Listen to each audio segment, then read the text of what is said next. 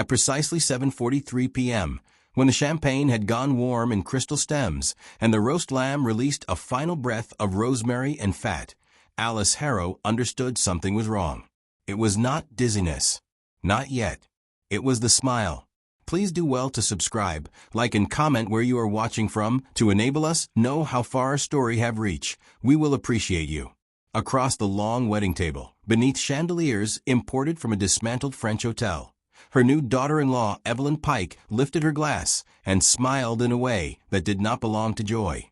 The expression was balanced, symmetrical, almost mathematical. It did not reach the eyes. Those eyes stayed fixed on Alice, steady and expectant, as if waiting for a result to post. Around them, 200 guests rose in a coordinated rustle of silk, linen, and ambition. A toast was being made. A future was being promised. And in the small space between a swallow and a breath, a crime slid quietly into place. This is not a story about a wedding gone wrong. It is a story about preparation. True crime often begins by flattening its victims into archetypes. The trusting mother, the lonely widow, the woman who missed the signs. Alice Harrow does not fit neatly into that silhouette. At 68, Alice was meticulous, skeptical, and deeply observant. She had survived a 39-year marriage, the slow death of her husband Thomas from pancreatic cancer, and the bureaucratic grief of probate court. She paid bills early. She locked doors twice. She wrote notes in margins. The house on Larchmont Road reflected her.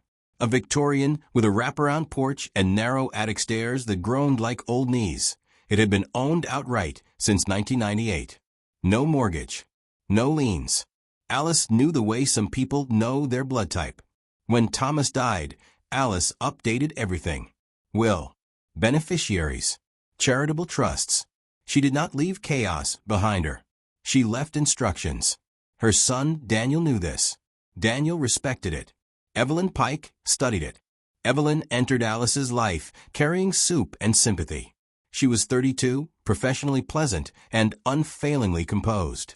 She spoke softly. She listened intensely. She remembered details Alice herself sometimes forgot. The name of a college roommate, the year the roof was replaced, the medication Alice took for her heart. People describe Evelyn as kind. Others say it is helpful. Investigators would later use a different word, acquisitive. In the beginning, her questions felt like care. How old is the furnace? Did Thomas handle the finances alone? Have you ever thought about downsizing? Alice answered because the questions made sense. Because Evelyn framed them gently. Because Evelyn never wrote anything down. That omission matters. The first irregularity was a credit card charge for a boutique in Santa Barbara. Alice had not been to California in 17 years. The charge was small, $112, the kind of amount people dismiss. Alice did not. She called the bank. The charge was reversed. The representative suggested a data breach. Alice thanked her and wrote the date in a notebook. 2 weeks later, another charge appeared. Then another. Different vendors. Different states. Same notebook. What Alice did not know yet was that someone had already accessed her personal documents. Her social security number, her date of birth, her signature, copied from scanned forms. What Alice did not know yet was that the theft did not begin online. It began in her study. Daniel proposed in October. The ring was tasteful. The timeline was not. Evelyn wanted a spring wedding. Quickly. She cited venue availability, Alice noticed work something subtle shift and astrology. After the engagement, she smiled Evelyn when she stopped asking questions and began making statements. The Glenwind estate is perfect. I've already spoken to a planner. We'll handle the paperwork. Alice paid for nearly half the wedding without being asked outright. She was thanked profusely. She was never shown receipts. This is another detail investigators would later return to. Alice kept her legal documents in a leather-bound folder, burgundy, worn at the corners. It lived in the bottom drawer of her desk. One afternoon, while Alice rested upstairs, Evelyn was alone in the study. There is no direct evidence of what Evelyn did in that room. There is, however, a timeline. When Alice returned, The folder was on the desk instead of in the drawer. 3 documents were missing. Alice replaced them from copies stored at her attorney's office. She said nothing. She watched. Experts will tell you that large events are ideal camouflage. Weddings especially. People move freely. Food circulates. Emotions run high. No one notices a hand lingering too long over a glass. At Glenwind Estate, servers were instructed to follow a precise seating chart. Alice's plate was delivered by a temporary hire. Evelyn had requested that assignment herself, citing a guest's allergy. Security footage later showed Evelyn standing beside the service station minutes before dinner. What the footage does not show is what was added. What the toxicology report does. Alice did not scream. She stood. She reached for water. Her knees folded inward. Guests would later describe it as fainting. Doctors would not. The compound found in Alice's bloodstream interacted violently with her prescribed medication. Not enough to kill her. Enough to hospitalize her. Enough to frighten. Enough to buy time. While Alice lay in a hospital bed, accounts were opened in her name. Wire transfers moved through shell companies. A deed transfer was drafted but never filed. Someone assumed Alice would not be coming home. She did. Margaret Klein had lived next door for 23 years.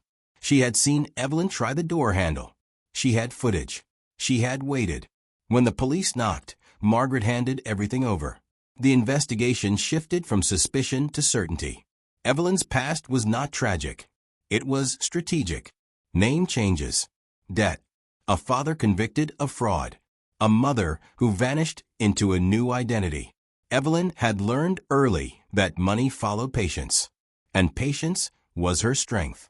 The prosecution called it attempted murder. The defense called it coincidence. The jury watched the footage. The hand over the glass. The timing. The transfers. They did not deliberate long. Daniel divorced Evelyn before sentencing. Alice changed her locks, her routines, and her will. She kept the house. She kept the notebook.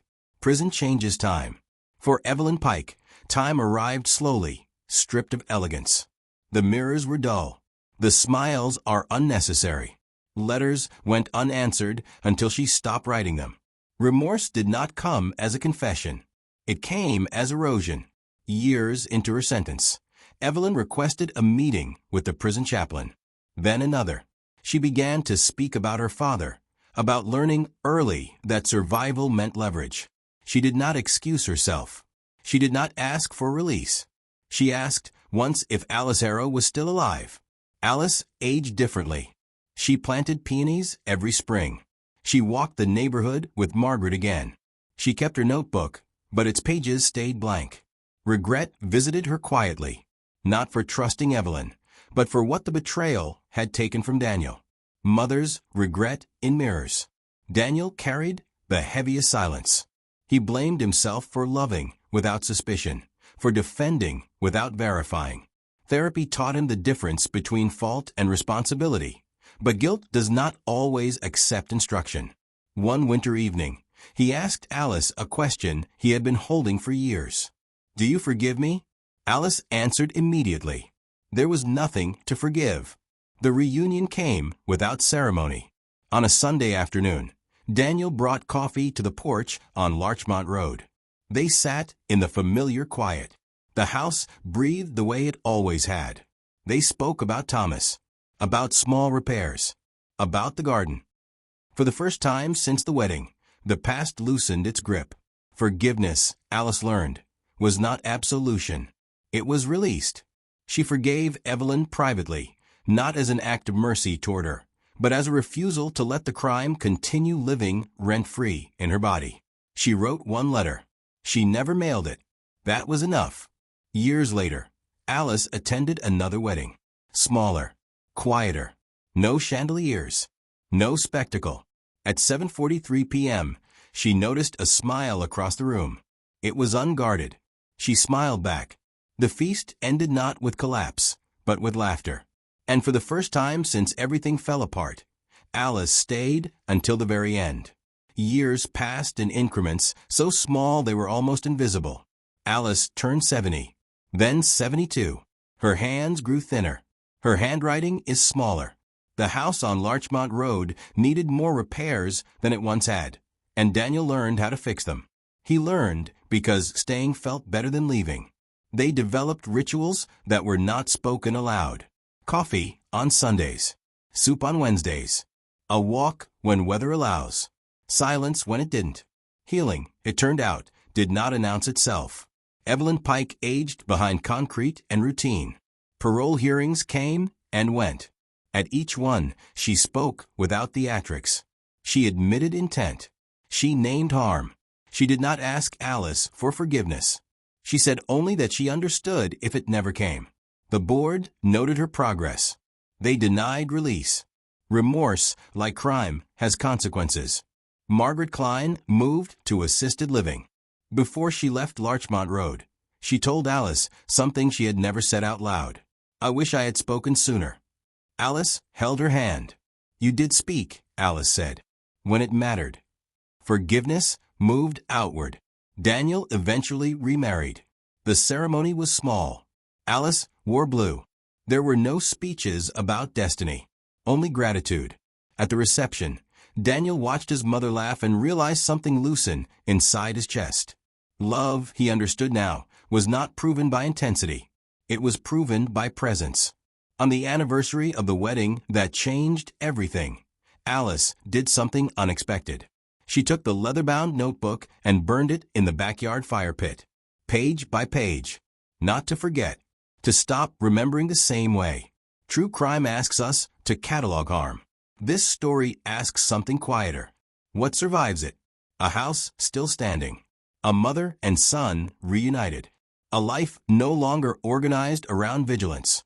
At 7:43 p.m., on an ordinary evening years later, Alice sat on her porch as the sun slipped behind the trees. No glasses were raised. No numbers calculated. Only the sound of the neighborhood breathing. And that finally was enough. Danger often comes quietly. It does not always look scary. Sometimes it looks kind and helpful. Pay attention to small signs. Small details and patterns matter. Trust your instincts. Silence can cause harm. Speaking up early can prevent bigger damage later. Love should not be blind. Caring for someone does not mean ignoring red flags. Forgiveness helps healing. It does not erase pain, but it allows life to move forward. Thank you for listening to this story until the end. True crime is not easy to hear. Your time and attention mean a lot. By listening, you honored the people behind the story, not just the crime. Stay aware. Stay thoughtful. And thank you for being here.